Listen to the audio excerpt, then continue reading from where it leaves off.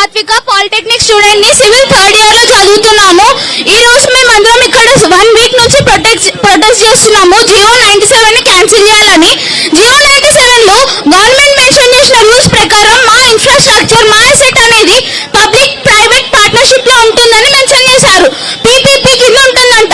So ఇప్పుడు మాకు వచ్చే సర్టిఫికేట్స్ అన్ని గవర్నమెంట్ నుంచి కాకుండా ప్రైవేట్ నుంచి వస్తాయని చెప్తున్నారు. మా సర్టిఫికేట్ వాల్యూ అనేది దానివల్ల తగ్గుతుంది. జియో అనేది మా సర్టిఫికేట్స్ మీద రిప్రజెంట్ అవుతుంది. సో దానివల్ల మాకు ఏమవుతుందంటే బయటికి వెళ్ళినప్పుడు మా రిప్రజెంటేషన్ అనేది తగ్గుతుంది. అండ్ ఆల్సో మా డిప్లొమా అనేది సపరేట్ మాది టెక్నికల్ ఎడ్యుకేషన్ కింద వస్తుంది. దాన్ని తీసుకెళ్లి ఐటీఐలో మిక్స్ చేసి మేము స్కిల్ లేబర్ కిందకి వెళ్తాం. అండ్ ఆల్సో స్కిల్ యూనివర్సిటీలో మిక్స్ చేయడం వల్ల మాకు only for some particular skills అనేటివి వాళ్ళు నేర్పిస్తామని మాకు మెన్షన్ చేసినారు.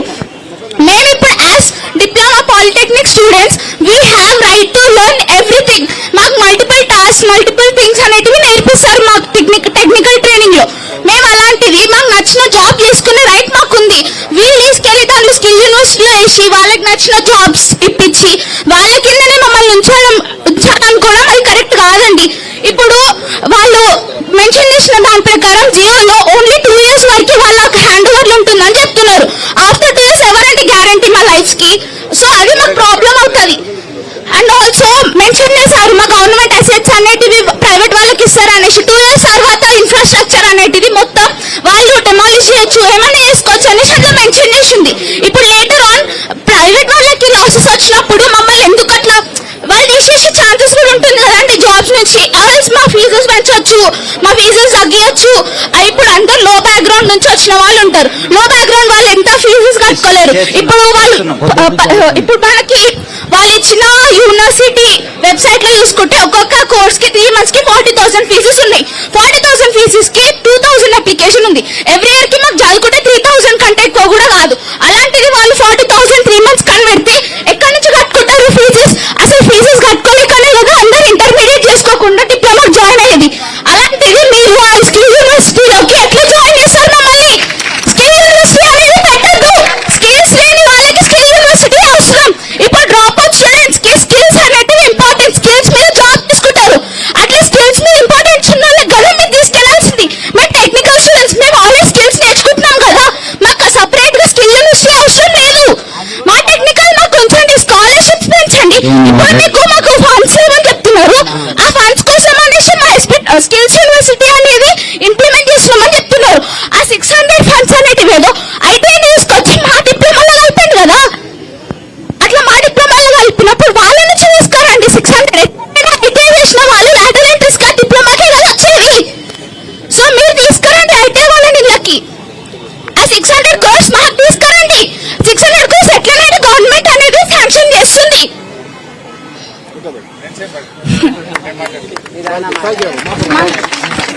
శాంక్షన్ చేసినప్పుడు మీరు శాంక్షన్ చేసిన మనీ మాకు యూజ్ చేయండి. మాకు ఇన్ఫ్రాస్ట్రక్చర్ డెవలప్మెంట్ యూజ్ చేయడానికి ట్రై చేయండి. కొత్తగా పెట్టేదానికంటే ఉన్నదాన్ని డెవలప్మెంట్ చేసుకోవడం బెటర్ కదా. 600 crores అయ్యే దాని బదులు మీకు 100 crores అయిపోతుంది. మీరు 2,000 rupees ఎవ్రీ మంత్ స్టైఫండ్ ఇచ్చే బదులు ఫస్ట్ ఇవ్వాల్సిన 10,000 rupees స్కాలర్షిప్ ప్రెసెంట్ చేయండి. అసలు ఇవ్వాల్సిన రియంబర్స్మెంట్స్ ఇవ్వట్లేదు. మాకు రావాల్సిన స్కాలర్షిప్స్ ఇవ్వండి. బీటెక్ వాళ్ళకి కూడా ఇప్పుడు రియంబర్స్మెంట్స్ అవ్వక ఫీజెస్ కట్టమంటున్నారు. ఎక్కడి నుంచి కడతారండి? అందరూ ఒకటేసారి ఫీజెస్ కట్టమంటే రియంబర్స్మెంట్స్ చేయండి. కొత్త కొత్త స్కీములన్నీ తీసుకొచ్చే బదులు ఉన్నదాన్ని డెవలప్మెంట్ చేయండి. Thank you.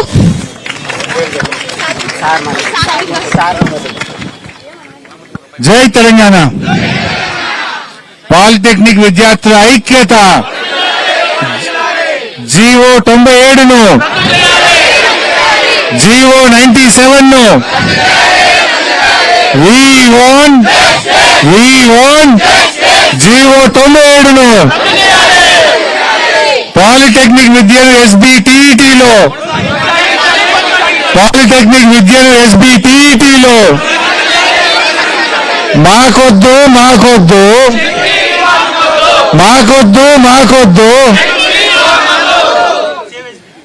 గౌరవనీయులైనటువంటి శాసనసభ్యులు పెద్దలు బండారు లక్ష్మారెడ్డి గారికి, గౌరవనీయులు సీనియర్ శాసనసభ్యులు ముఠా గోపాల్ గారికి, గౌరవ శాసన మండలి సభ్యులు షంబీపూర్ రాజు గారికి, మాజీ ప్రభుత్వ చీఫ్ విప్ పెద్దలు రమణారెడ్డి గారికి, గౌరవనీయులు బీఆర్ఎస్వి విద్యార్థి విభాగం అధ్యక్షులు గెల్లు శ్రీనివాస్ యాదవ్ గారికి, తమ్ముడు ఎర్రోల శ్రీనివాస్ గారికి, చాలా మంది ఉన్నారు ఏమనుకోవద్దు, ముఠా జయసింహ గారు, సాత్విక గారు, ధీరజ్ గారు, యతేష్ గారు, రేవంత్ గారు, గిరి జ్ఞాన్దేవ్ గారు, శివాజీ గారు, నయాబ్ గారు, ఇంకా ముఖ్యంగా పాలిటెక్నిక్ విద్యార్థులకు, వీరికి సంఘీభావం తెలియజేయడానికి ఇక్కడికి వచ్చిన పూర్వ విద్యార్థులకు, బీఆర్ఎస్ నాయకులకు, ఇక్కడికి వచ్చిన పోలీస్ మిత్రులకు, మీడియా మిత్రులకు అందరికీ పేరు పేరున నమస్కారం. నేను ఈరోజు ఒక ప్రజాప్రతినిధిగా కంటే కూడా మీలో ఒకడిగా, ఒక పూర్వ విద్యార్థిగా, ఈ కాలేజీలో చదువుకున్న విద్యార్థిగా మీకు సంఘీభావం తెలియజేయడానికి ఇక్కడికి రావడం జరిగింది.